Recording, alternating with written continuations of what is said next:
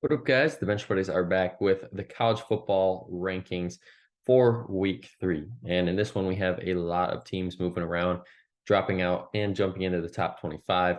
But before we get into it, hit that subscribe button down below to be entered into our giveaway at 500 subscribers. And we'll talk about those teams that drop from the rankings.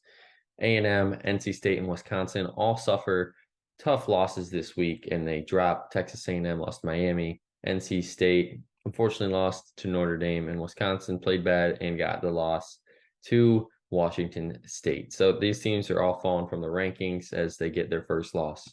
And in those others receiving votes, Wisconsin stays while Washington State enters. TCU jumps back into the equation. Kansas starting 2-0, and Arkansas still hanging around there at 2-0 are getting their credit. And we'll start at 25. Not much to be said here about Clemson really dismantling Charleston Southern. They started rough, had the return for a touchdown. I think it was a block punt return for a touchdown. And then they went for an onside kick and got it. But after that, the fireworks stopped for Charleston Southern as a total beatdown occurred where Klubnik really came in form and had a good bounce back game. 24 are the UCLA Bruins, and they jump into the rankings here after a big win at San Diego State, 35-10. And I think this is more on what they lost last year and what they're doing. Dante Moore took over for DTR, having a great 2-game start to the season. And, lost Zach Charbonnet as well. And they're being able to run the ball, rushing for 254 yards and 2 touchdowns. And they should win next week. It's 3-0 against NC Central. And then it's going to come down to the Utah game where we'll really see what this UCLA team is made of. Another team that enters the rankings are the Duke Blue Devils. It should say Duke Blue Devils. They're 2-0, 1-0, and obviously beat Lafayette and, beat Clemson. And so that's why they're jumping in here. And they showed another performance that they weren't coming off of the short week and really would struggle. Riley Leonard, perfect on the day. Jordan Waters had an excellent day as well, as they should coast to another win this week against Northwestern. And this is where it should say Miami Hurricane. Sorry for the mess up. But they beat Texas A&M 48-33. In this game, yes, it was back and forth for a little bit, but it really just seemed like anytime A&M responded, Miami would go respond and gain that momentum back. And this team really doesn't have a tough game on the schedule till the middle of October. So I expect this team to be at least 5-0, 6-0. And if anything falls, short of that, I think this team could drop out of the rankings. But Tyler Van Dyke has been great so far through these 2 games. Staying at 21 is Iowa. Didn't really have the best game. McNamara struggled. The run game was great. Jazoon Patterson, 10 attempts, 86 yards, and a touchdown. And they did escape Iowa State Cyclones, and they've won 7 of the last 8 matchups against them. So they get to bring the trophy home. But, the storyline here is the defense. Iowa's defense yet again steps up to the challenge as they get a big win. Oklahoma moves up to as they beat SMU at home. And this is more of them coming into the fourth quarter, only up 14-11 and putting them away, scoring 14 unanswered points. Dylan Gabriel had a great game throwing for 4 TDs through the air. And Tawi Walker, 21 attempts, 117 yards, really got it done on the ground as they should coast through Tulsa next week. North Carolina escapes in double overtime against App State for yet again another exciting finish like last year. The defense stepped up after Drake May led them to a touchdown.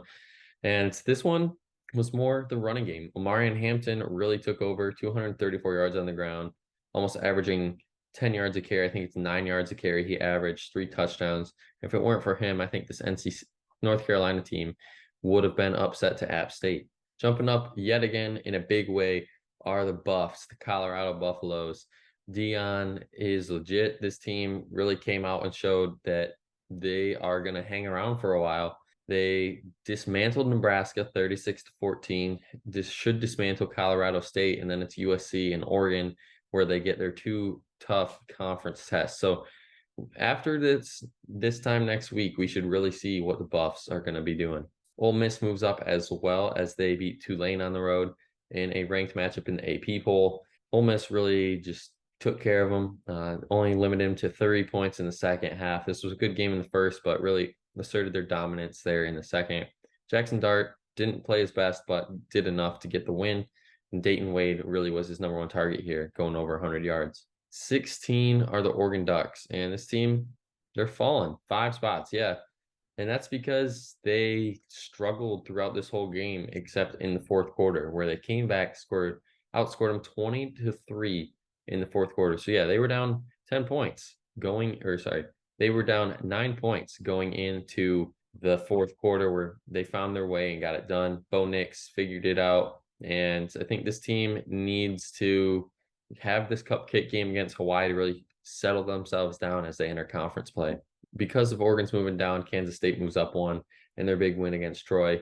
They ended Troy's 12-game regular season winning streak, and the defense stepped up and against one of the better non-Power 5 teams. Will Howard, an excellent game yet again as they go on the road to face Missouri. Oregon State drops one after a big win at home against UC Davis. The rushing game went off. Ukulele just so, nothing crazy. And they get San Diego State at home, which should be yet another win. LSU falls one as well after they dismantled Grambling State. They covered the 56.5 spread in the blowout. I would have stayed away from that one. They outscored them 58-0 from the second quarter on.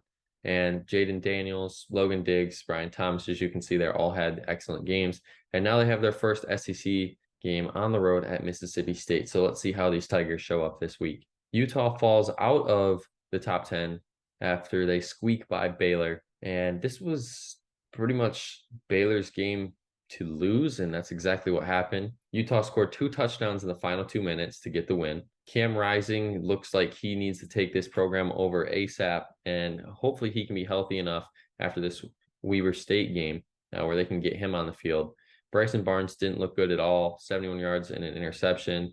And if you go back to week 1, the first play of the game against Florida, he threw a 75-yard touchdown pass. So in just one game, or in one throw in week 1, he surpassed his total than all he did in week 2. But Utah, I think if Cam Rising gets back for week 4, then this team shouldn't really have any reason to panic.